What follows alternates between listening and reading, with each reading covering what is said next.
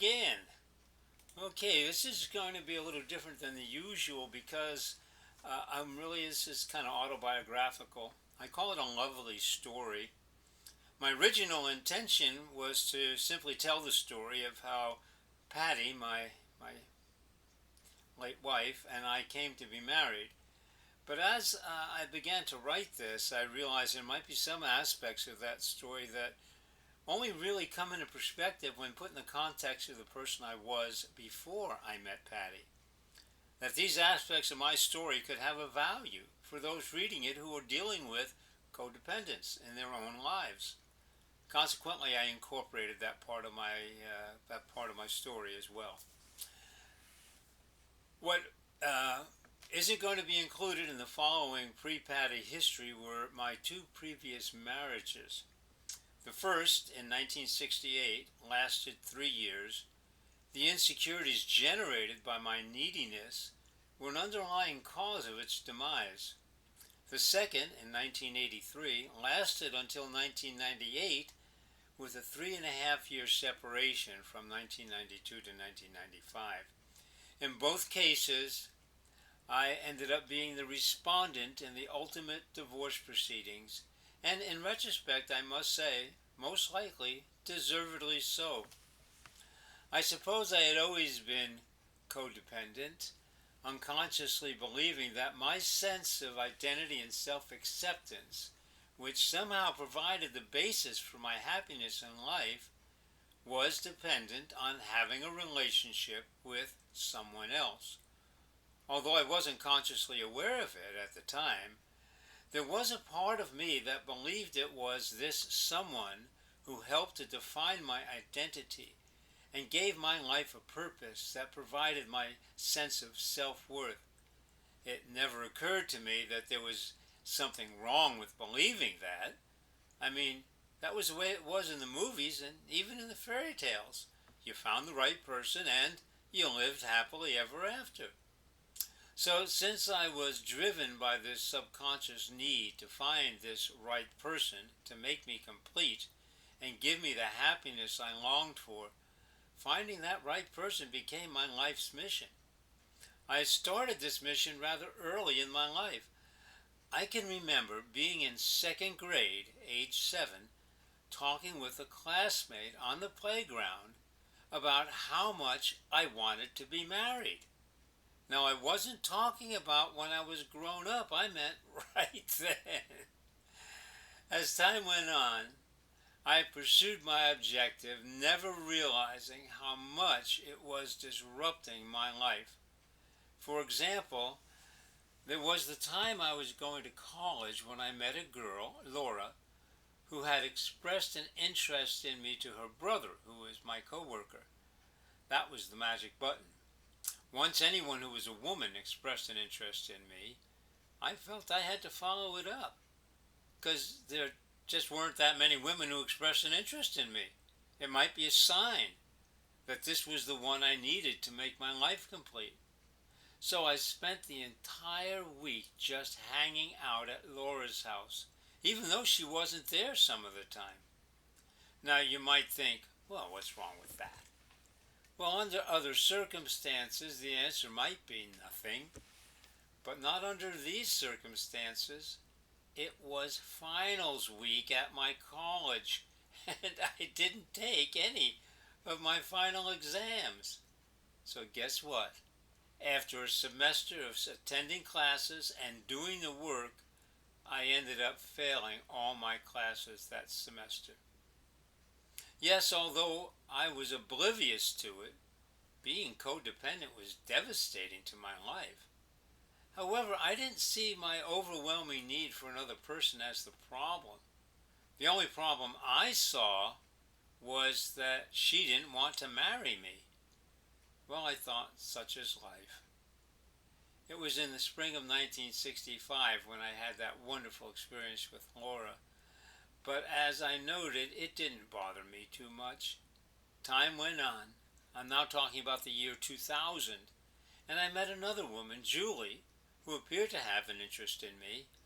Once more, I thought I had fallen in love with the woman I needed to make my life complete. As in my past, I chose to spend an inordinate amount of time with a woman, even though I wasn't necessarily getting much out of it. On top of that, I was ignoring the responsibilities I had to my then 15-year-old daughter who was living with me at the time. But I wanted to marry Julie, and I guess she was kind of open to the idea since she agreed to go see a premarital counselor with me. The counselor, who recognized our mutual codependence, observed at our first session, "Well, how interesting, two half people trying to become a whole person." At that time, I didn't understand what he meant, although I did take it as some kind of an insult. My thinking was he wanted us to break up so he could have Julie for himself. Well, one thing led to another, and I soon began to realize that maybe I did have some problems concerning relationships. Although I wasn't too clear what they might be, I felt I needed to do something about them, if only to keep the relationship I had with Julie. That's when I learned the word that described my problem. The word was codependent. Wow. It might help if you are unfamiliar with the term to learn where it came from. Back in the 70s, sociologists were impressed with the success that Alcoholics Anonymous, AA, had in helping alcoholics break free from their alcoholism and wanted to learn more about it. In their study, they came across a very interesting and unexpected statistic. Of those individuals who were in a relationship when they achieved their sobriety, a disproportionate number, when compared to the general society, of those relationships had broken up in the first year. This was surprising since one would expect that the relationships would improve with the alcoholic's recovery sobriety. Upon closer study, the sociologists discovered that the non-alcoholic partner actually needed the other partner to be an alcoholic. Their alcoholism gave the non-alcoholic partner security in the relationship and a sense of purpose and self-worth as the alcoholic's caregiver. If the former alcoholic continued in their sobriety, the non-alcoholic partner would end the relationship, often getting into a new relationship with another alcoholic. So essentially, although they weren't directly dependent on alcohol, they were dependent on their partner being dependent on alcohol. So in a way, they were codependent on alcohol. It so happened the church I was going to at the time had a licensed therapist on staff, so I went to talk with him. They also had a group that was meeting on Mondays, primarily focusing on the attendees' problems of codependence, so I started going to that too. At that time, back in 2000, the standard wisdom for newcomers in recovery was to go to 90 meetings in 90 days and not to start any new relationships for 90 days. While I was thinking about that last one, it occurred to me, what if after the 90 days I kind of went out with several different people? That way I wouldn't get hung up, like I had in the past, on any one person. When I shared this brilliant idea with my therapist, he suggested something which I thought was the craziest thing I'd ever heard. He suggested I consider not getting into any relationships for a year. Well, I didn't know about that idea. It was crazy. He was crazy. Certainly if the common wisdom was new relationships for 90 days, a year was definitely overkill. There was just one problem. This idea kept bouncing around my brain, and soon I understood something. I realized that the strong emotional reaction I was having to that idiotic suggestion probably indicated that I might actually need to seriously consider his suggestion, which I eventually did. Finally, I made a commitment to myself that I wouldn't look to get into any new relationships for a year. After all, I couldn't be any worse off than I already was. I also started going regularly to 3 different Codependence Anonymous CODA meetings a week. In addition to that, I was still going to the weekly recovery group that was at the church.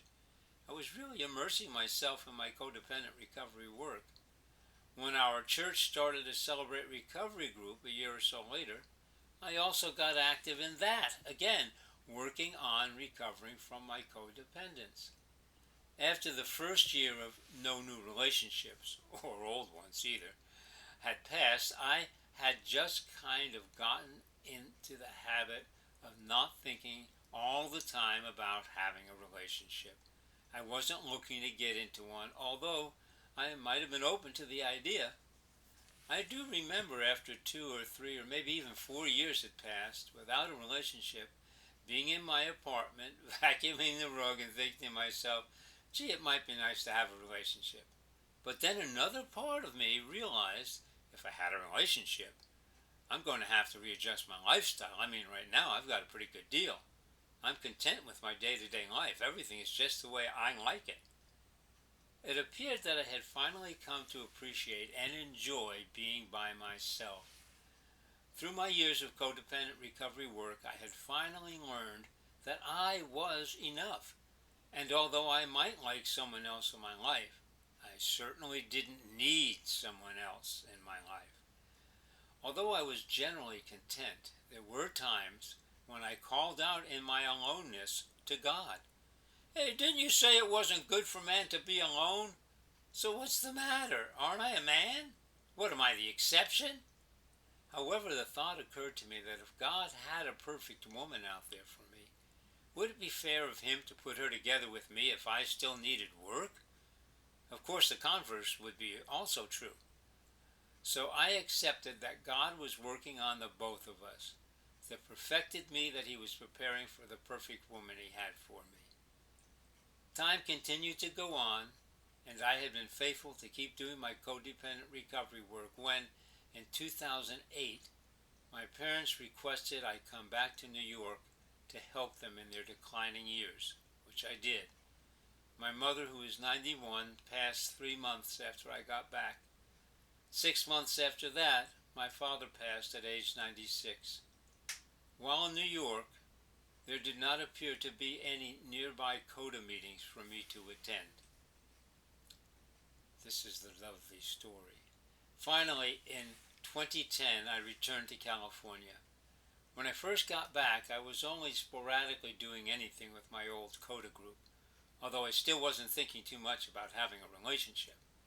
However, I did start to consider a little more seriously that maybe after over 10 years of my codependent recovery work, the time might be right for me to look at getting into a relationship with a healthy person. One of the things I did in response to that thought in 2011 was to register online with a dating website for Christians called Christian Mingle. I don't remember spending a whole lot of time on Christian Mingle. I probably looked at some people's profiles from time to time and maybe even sent a smile to some. I don't know that I got too much response from anyone until one day someone who I hadn't sent a smile to sent a smile to me. Now the thought I had was if somebody showed an interest in me by going out of their way to smile at me, it would probably be worth the effort and maybe even the polite thing to do to check them out. So I arranged to have a coffee date with this individual who turned out to be Patty. We met for coffee in early January 2012, but there was no big thrill on my side. She struck me as a nice person, but there wasn't anything super special about her. She didn't grab me, that's for sure, and I didn't even think about pursuing a relationship with her.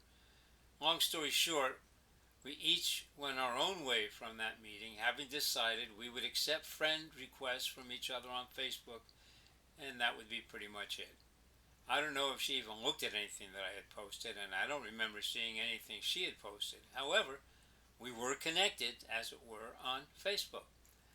I suppose I should explain something about the circumstances around her sending me a smile. Unlike me, she was not actually on the Christian Mingle website looking to get into a relationship. She had been married to a man who had molested their foster children. Of course, she ended the relationship immediately when she found out. However, she had recently been told by a friend that he was on Christian Mingle looking for a woman with children. She had gone on the site because she wanted to check that report out.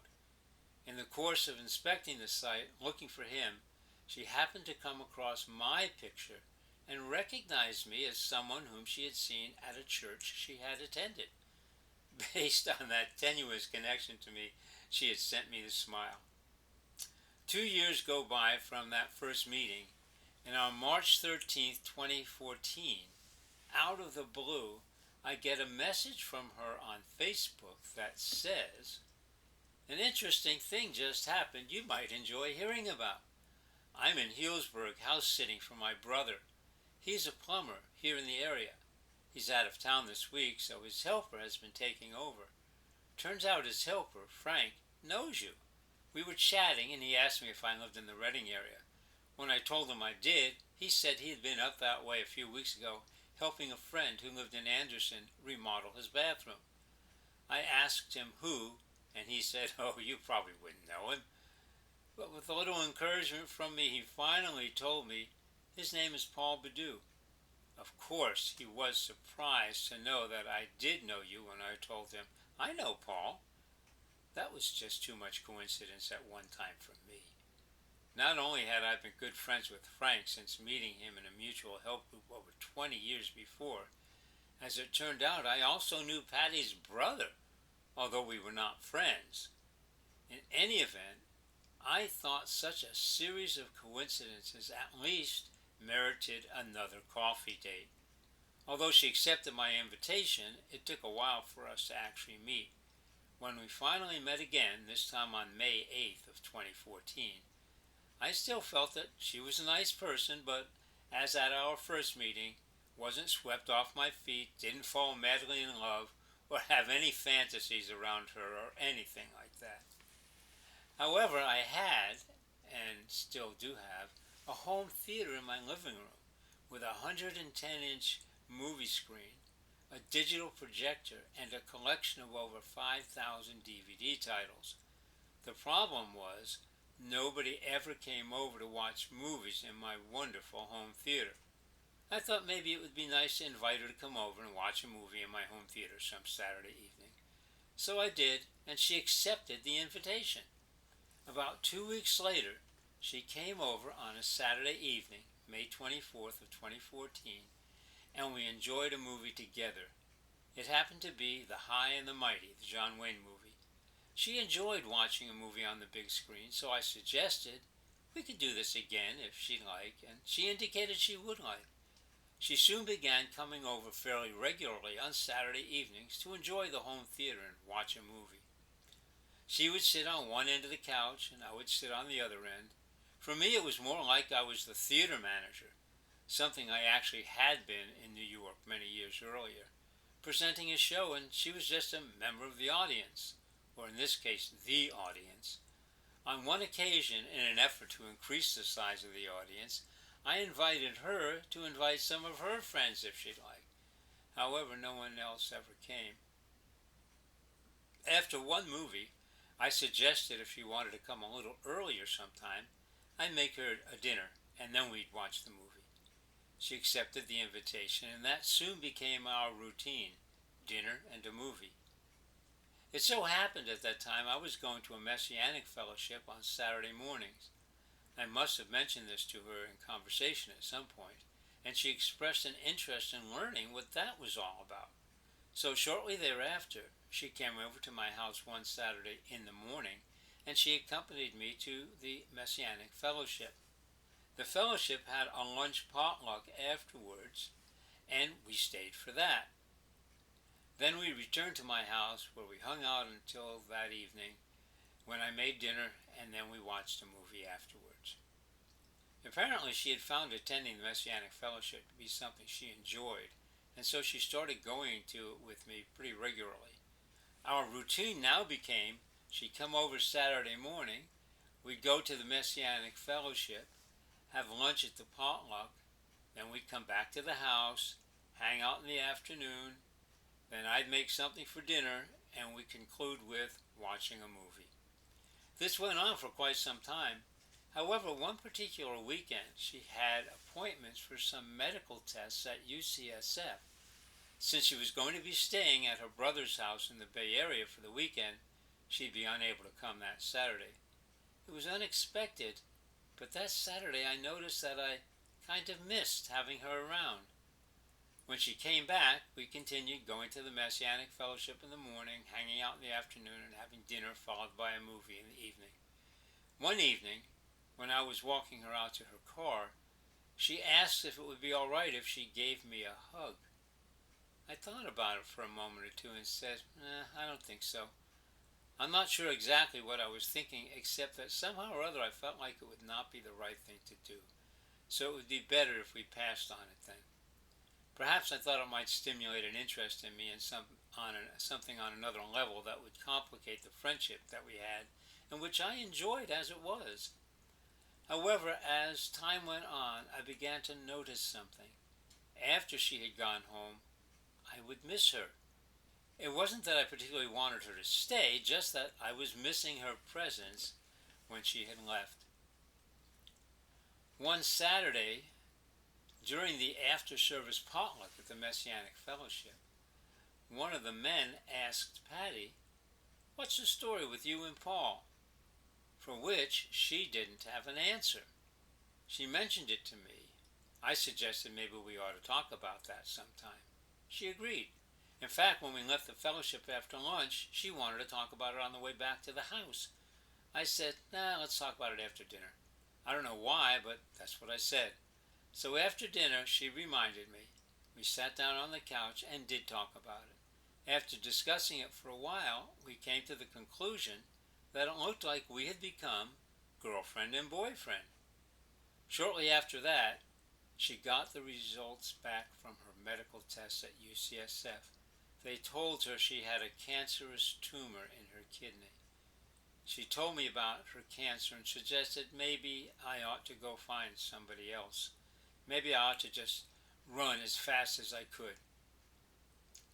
The thing for me was the thought of volunteering to perpetually be in a state of missing her presence was just more than I could handle and wasn't something I wanted to accept.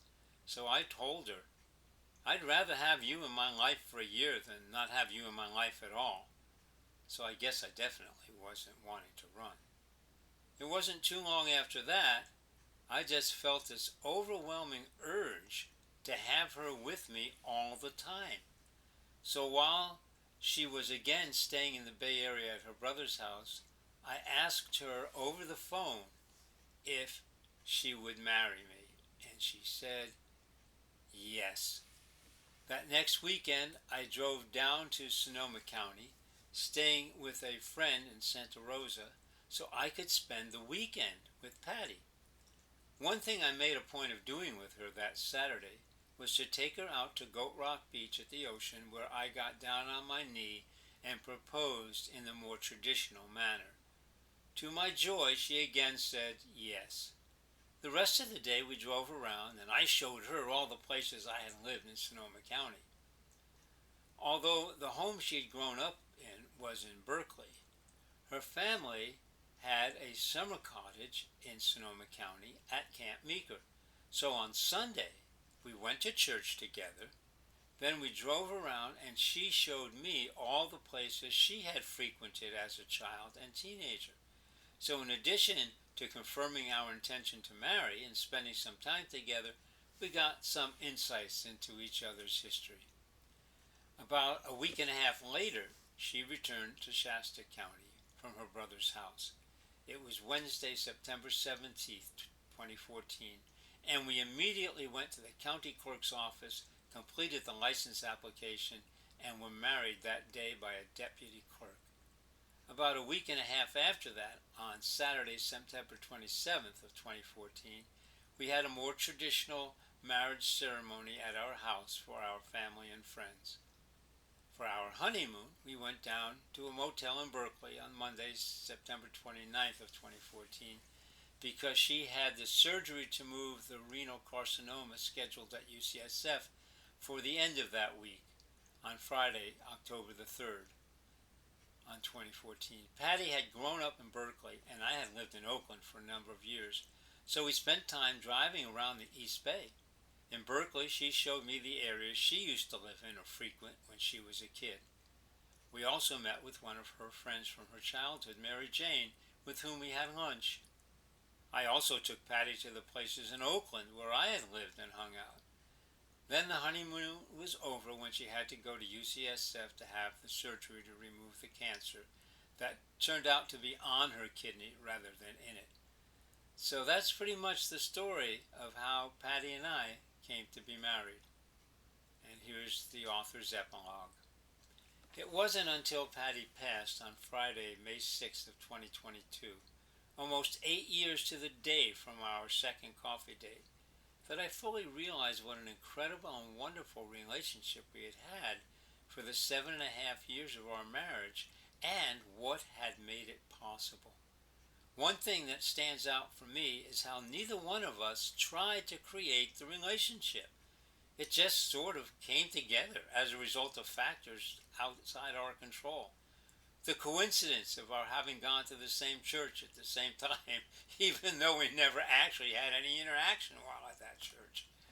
The coincidence of my having known her brother and of my friend Frank having had the interaction he had with her when he did. However, what I think really made such a relationship possible was that both Patty and I had been working on our issues long before we had met. In the process, we had come to a place of inner peace and security. And as a part of that, we had also both come to a place of having a relationship with our God that was central to each of our lives. In other words, we were each in a place where the relationship with another human being was seen as an enhancement to an already fulfilling life. I did not need her to know who I was or to recognize my self-worth. As a result, I never had any concerns about Patty being herself and having her own interests. I was never threatened in any way by the things that were important to her that didn't involve me or weren't about me. I simply enjoyed her company and companionship without having expectations as to how she should or shouldn't behave. There was a mutual ability to not only accept each other just as we were, but to appreciate each other in that same way as well. That's the story, and I'm sticking to it.